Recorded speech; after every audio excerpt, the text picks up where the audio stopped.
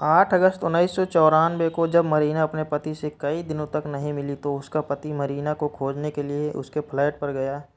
जब वह फ्लैट पर पहुंचा तो उसने अपनी पत्नी का शव खून से लथपथ हुआ पाया। मरीना कभी कभी सेक्स वर्कर के तौर पर काम करती थी। इसके बाद मरीना के पति ने पुलिस को सूचना दी और पुलिस ने मौके से ही एविडेंस जुटाए और इस दौरान मरीना की उंगली में एक अंगूठी मिली और एक प्लास्टिक शॉपिंग बैग मिला जिस पर उंगलियों के निशान थे। अंगूठी पर चिपके बाल से सुलझी 30 साल पुरानी मर्डर।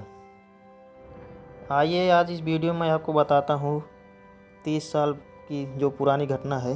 ये 30 साल बाद राज खुला।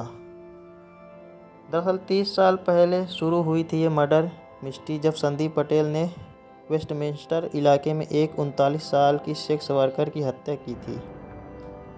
उसने उस पर चाकू से 40 बार हमला किया था, लेकिन उस समय उसका नाम कहीं नहीं आया। मरीना कोप्पल की हत्या के मामले में 28 साल तक उसका कहीं नाम भी नहीं आया, पर 2022 में उसके नाम मुकदमा दर्ज किया गया और अब कोर्ट ने उसे दोषी ठहराते हुए सज़ा सुना दी। इस घटना को सुलझने में 30 साल क्यों लग गए, इस वीडियो के माध्यम से मैं आपको पूरी जानकारी दूंगा। जब मरीना की हत्या हुई थी तब वो 39 साल की थी। वह ज़्यादातर अपने फ्लैट में ही रहती थी और काम करती थी।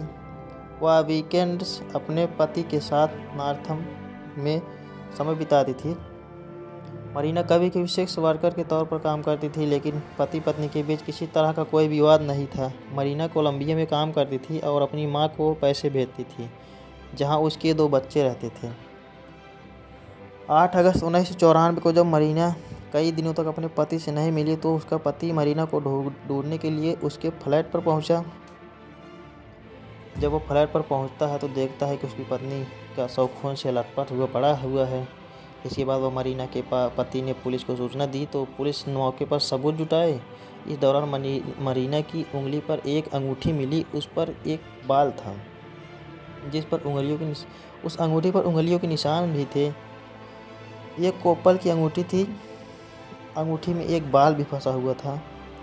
यही जो है हत्या वाली जगह से बरामद की गई थी। जब इस बाल का डीएनए मैच कराया गया तो संदीप पटेल के बारे में जानकारी मिली।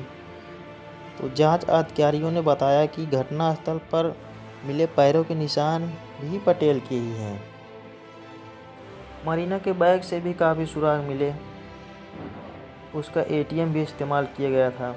घटनास्थल से बरामद किया गया काफ़ी सबूत जो है उस घटनास्थल से बरामद किया गया था। बैग पर कुछ फिंगरप्रिंट के निशान भी पाए गए थे। वो फिंगरप्रिंट निशान भी संदीप पटेल का था। हालांकि जिस बैग की बात हो रही है वह दुकान से था और इसलिए यह तर्क दिया जाता है कि उस पर उसका फिंगरप्रिंट पाया जाना नॉर्मल था, जिसके बाद उसे एक संदिग्ध रूप में नहीं माना गया। पुलिस से इसकी जांच की काफ़ी दशक अधिक समय लग गया। प्रश्न बनता है कैसे पकड़ा गया आरोपी। 2008 में सबूतों को फिर से जांचने का समय दिया गया। मरीना की अंगूठी पर एक बाल पाया गया था। हालांकि यह अब तक नहीं पता चला था कि 2022 में वैज्ञानिक नए तकनीक का उपयोग करके उससे एक डीएनए प्रोफाइल पता लगा सकते हैं। जब प्रोफाइल की डेटाबेस में चलाया गया तो पता चला कि यह पटेल का डीएनए था। वह 2013 में अपनी गर्लफ्रेंड को मुक्का मारने के आरोप में जेल गया था और उनके पास जो डीएनए का एक नमूना था जो डेटाबेस में मेल खाता था।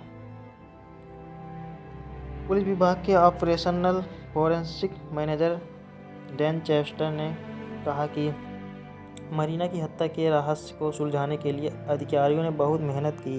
इसका श्रेय forensic scientist, fingerprint expert, forensic manager और पूरी जांच टीम को जाता है। दरअसल मरीना फुल टाइम मसाज का काम करती थी, हालांकि वह एक पार्ट टाइम सेक्स वर्कर भी थी।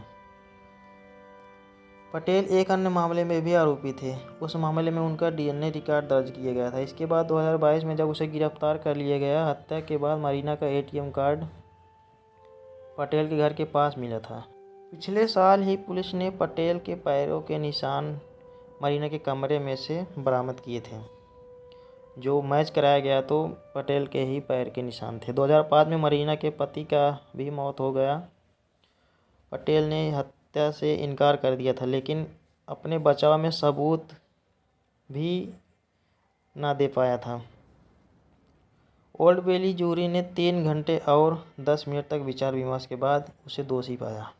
उसके बाद उसे संवैधानिक तौर से सज़ा भी दिया गया।